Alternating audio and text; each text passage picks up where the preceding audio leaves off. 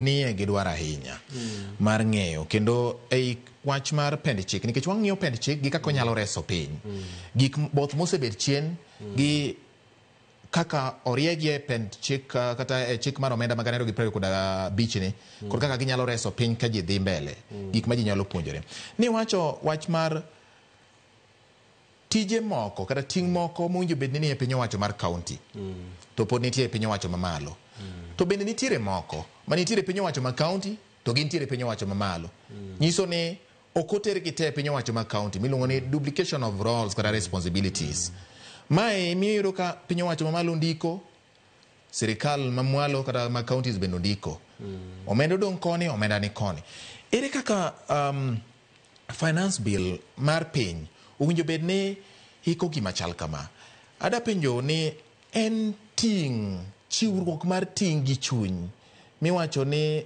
deliberate decision kata responsibility miwacho ni gini akawo ni mondo arieye koso is it a goodwill ema waongego mondo riemko kuom gik ma samoro nyoro chike mag omenda mamiyo budget ok nyal tiyo kaka dwarore. En wach matek ahinya nikech oparo ni katiba ma wan go sani kano kele ne owacho ni nitiere migepe moko ma bedo mag counties. Yes. To nitiere bende madong' gi sirikal mamalo. Ranyisi mokwongo en gima chalo kaka thieth. Thieth ne en gima ne dwaro ni kaber to bed gima devolved. To tiende no bire counties. To policy kata neno no ket pen chik kata chenro mamiyo weche mag thieth itayo makare ne dong' malo. Ranyisi en ni kawuono kolero wuok Homabay to ochako wuok Busia to ochako wuok Baringo to kamoro yude Baringo ing'ado kode Nakuru. Omiyo ka onge tudruok ma malo mamiyo gini imenye koa malo tiendo nyalo nyoro piny. Omiyo nyaka be ni policy ya malo.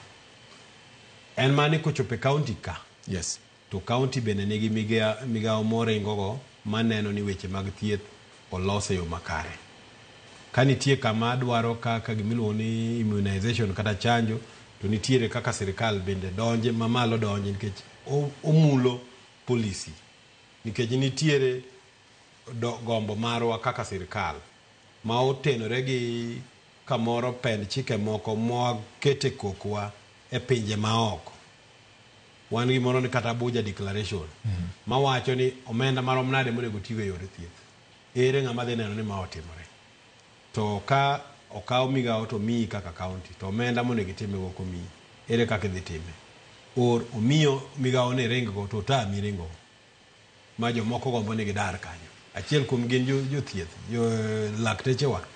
Thoth gi kipenjo to wacho ni wagombo dok e national mondo mi wechewa obed ni nyal riegi e kamoro achiel. Kech iyudo ni laktar achiel moro tiyo Homabay ichule mopogore gi matiyo Baringo to gin lakteche gi te. So iyudo ni nitiere kuonde moko ma gwenyruok bede. So mage kama koro nitie gimiluongo ni Intergovernmental Budget and Economic Forum IBEC ma onego bed ni lieko wechegi. Koro miyo gigo monego bed ni dhi ne counties gichwalo negi gomenda mowinjore mondo timgigo. Madong' malo ku bende sirikal mamalo dongo mondo migiringo. Omiyo konchiel ayie gi counties ni nitiere gigo monego migi magin magiringgo ma ok onego bed ni kuonde mamoko. Anda achiwo ranyisi kata mag ndechni moko.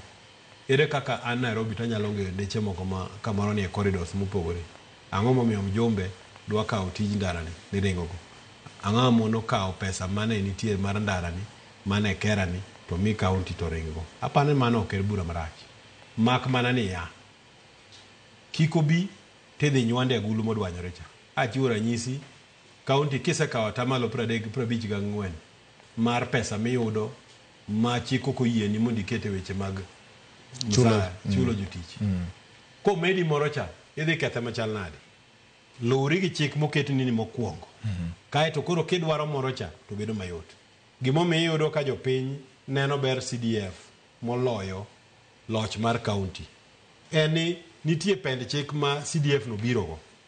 makata bed mana ni wajumbe ong'ong'e wang'e nitie kaka gilodhe to chik wacho ni atamala bich kende mar pesano eminya tigo e administration tiende ni kokele milion 100 to pesa minya chulo go jotich matie CDF jogo tete okal milion 5 tiende milion 95 nyaka dhi e project kato en pesa mokete account ichiwo mana contract ka pesa bed account itime tichuli an poka winjo CDF man gi pending bill onge CDF man gi pending bill kada chiel ka governors dwaro ni mondo migi pesa cha gikete chik mamiyo pesa kokel kae to ka ng'ich kipenji ni development itiyo gi pesa di itiyo gata malo 20 itiyo gata malo 10 bi kae tichako machiwo ichako badhori ka kori penj matek mage weche ma bende nyaka wawachi omiyo yes wa me counties thuolo mar rengo gi migepe monego giringo to gin bende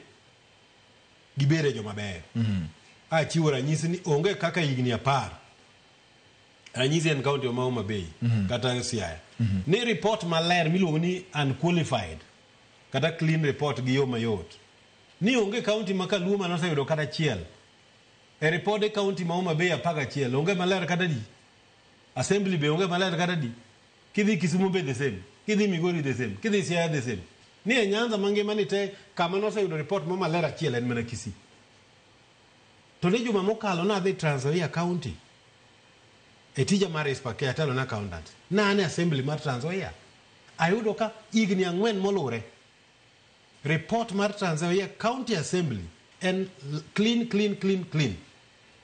the best in the country ma penja to joge wache timango ma bedo nyagi gi clerk ma pendo unango mi maru ni ler mopogore gi joma moko samiti mungino ni fire words tiene ni isidho jogo moserito mwenda mar penye yo maber montimo report maber Trans Nzoia is number 1 koro kangi dhi neno gini to bedo nade ka dhi e bathe kanyo to neno ka headquarter oger manyien office governor in the last 2 years natembea ndi kuno muwe maracho kato ya mie mawane odhi tieko headquarters mar county gi pesa mano yudo igni 2 ogero tieko kendo gidonje dwe mar 9 I worked and so